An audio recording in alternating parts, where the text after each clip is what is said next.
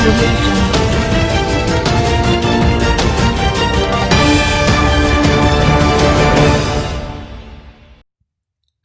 علیکم، آپ دیکھ رہے ہیں کے نیوز ایچ ڈی۔ میں ہوں قدسیہ شوکت۔ خبر شامل کرتے ہیں ساہیوال سے۔ ساہیوال نو تعمیر شدہ ریلوے اسٹیشن کی بیرونی بدحالی، جا بجا ملبے اور کوڑے کے ڈھیر اور بد نظمگی انتظامیہ کی نااہلی کا منہ بولتا ثبوت پیش کرتی نظر آتی ہے۔ ماحول کی آلودگی سے شہری پریشان حال ہے۔ اس حوالے سے رپورٹ کریں گے ہمارے نمائندے علی حسن قصوری۔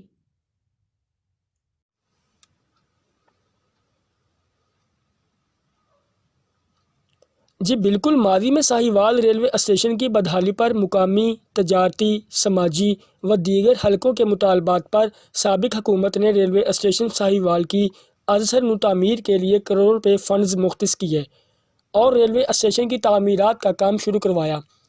فی الوقت ریلوے اسٹیشن کی عمارت کا کافی تعمیراتی کام مکمل ہو چکا ہے اور کافی کام باقی ہے، مگر جو صورتحال وہ یہ ہے کہ ریلوے اسٹیشن کا داخلہ یعنی بیرونی ایریا کاٹھ کباڑ کا نقشہ پیش کر رہا ہے۔ جگہ جگہ ملبہ، مٹی اور کوڑے کرکٹ کے ڈھیر پڑے ہیں۔ ریلوے اسٹیشن کو صاف پانی کی فراہمی کے لیے تعمیر کی گئی ٹینکی میں بھی ابھی تک پانی کی ترسیل کا انتظام نہیں کیا گیا۔ اسٹیشن کی جامع مسجد کے مین گیٹ کے ساتھ واٹر سپلائی کا کنیکشن ٹوٹ جانے کے باعث اس کا پانی مسجد کی بنیادوں کو کھوکھلا کر رہا ہے۔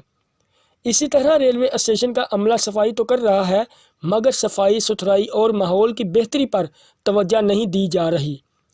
ریلوے اسٹیشن کی عمارت کی تکمیل کا کام ادھورا ہے اور لمحہ فکریہ کے ریلوے اسٹیشن کے بیرونی ایریا میں ارد گرد جا بجا گندگی، ملبہ، مٹی، اینٹیں بکھری پڑی ہیں، اور مزید یہ کہ اس اہم مقامی عوامی مرکز کے معاملات پر عدم توجہی کا سلسلہ ہے، جس پر متعلقہ ریلوے حکام کو فوری توجہ دینی چاہیے۔